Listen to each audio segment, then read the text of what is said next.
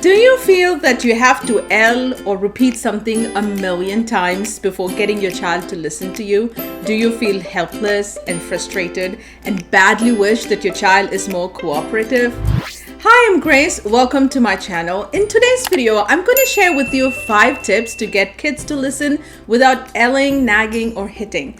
As a mother and a recovering yeller myself, I know how helpless and frustrating it could be, but trust me, these 5 tips that I'm about to share with you have really helped me stay calm and be in control. So I hope these tips will help you as well. By the way, if you are new here, I do videos on early learning, positive parenting, and mindful living. So if that is something that you're looking for, be sure to hit the subscribe button and the notification bell so you don't miss out on any of my videos. With that said, let's get right into the video.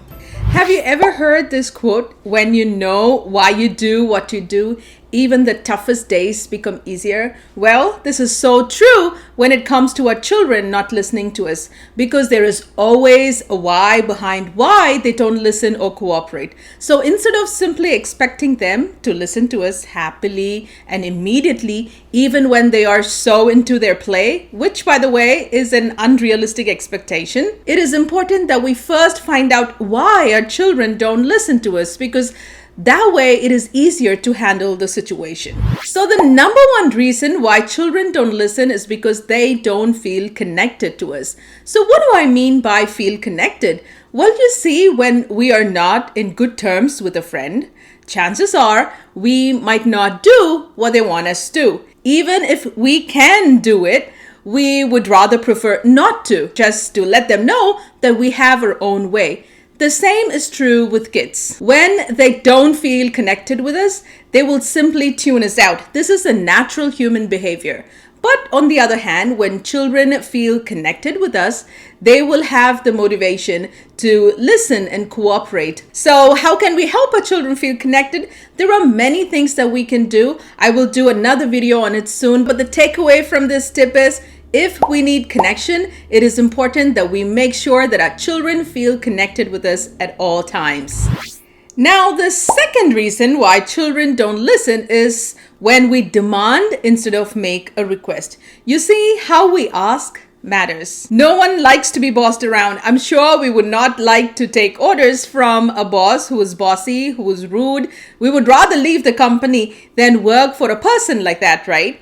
Well, children are no different from us. They might be little, but they are still people. So it's important that we talk to them with respect. If not, they will surely retaliate. So what do I mean by make requests? Well, you see, oftentimes we ask our children to do things without paying much attention to how we frame our sentences. Stop screaming right now. How many times should I tell you not to throw? I want you to clean up right now, or I'm going to throw your toys away. But you see, these sentences are way too demanding and ordering, and they will surely not motivate our little ones to cooperate. Anyway, remember, in order to get cooperation, how we ask our children matters. Another reason why children don't listen is because they don't take us seriously. Simply because we don't take ourselves and our words seriously. I will leave you if you don't put on your shoes. We've all said something similar to our children, right? But think about it. Really? Can we leave our little ones alone at home if they don't put on their shoes? Of course not. And do you think that our children are that dumb to believe us? Of course not. They are super brilliant. They know that we don't mean what we say. They also know that those words are just empty threats. So the more we talk like this, the more we condition our children not to take our words seriously. No wonder we have to yell to let them know that we are serious. But if we want our children to listen to us the first time and take our words seriously, it is important to say only what we mean and say it less. Now, moving on to the fourth reason why children don't listen is because they simply don't know what to do. So it is important to set clear boundaries and rules and talk about natural consequences way before we have our situation. So how do we do that? Let's take the same example. Let's say your child does not clean up after playing and you are sick and tired of nagging and yelling or cleaning up after your child every day. So all you have to do is, when your child is in a good mood, sit your child down and talk about the situation. Tell your child that you really don't like yelling or screaming and would like to come up with an alternative way to solve this problem. So brainstorm together and come up with a natural consequence and stick to it. But if this is the first time you are trying to set rules and boundaries in your house, you will for sure get some resistance for the first couple of times at least. But don't give up. Be gentle and simply keep through with your words. And trust me, very soon your child will learn that there are some rules that your child needs to follow, and there are natural consequences if he or she does not. Another reason why children don't listen is because the choices that we offer are either boring or simply difficult. You see, we all want to feel independent, and this need for independence is a natural part of child development. Oftentimes, as parents, we mistake our children's need for independence as defiance or disobedience. This is so wrong. Anyway, when we want our children to listen to us, it is important to give our children choices so they can decide for themselves.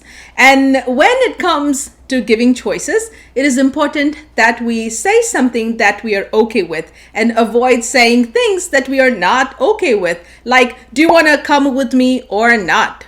Or not?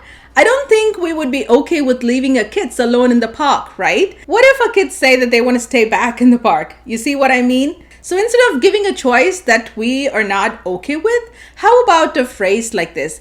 Do you want to hold my hand while we walk, or do you want to sit in your stroller? I know some children might not choose from the choices we offer, but would rather do C or D. We're not going to talk about how to handle that situation right now. If you want me to do a video on it, let me know in the comments below. I will do a video on it soon. Anyway, the bottom line is giving choices to our children encourages cooperation and of course prevents tantrums. Moreover, when we give choices, it helps children to think for themselves, and thinking for themselves will build their confidence and is what will encourage them to be more responsible.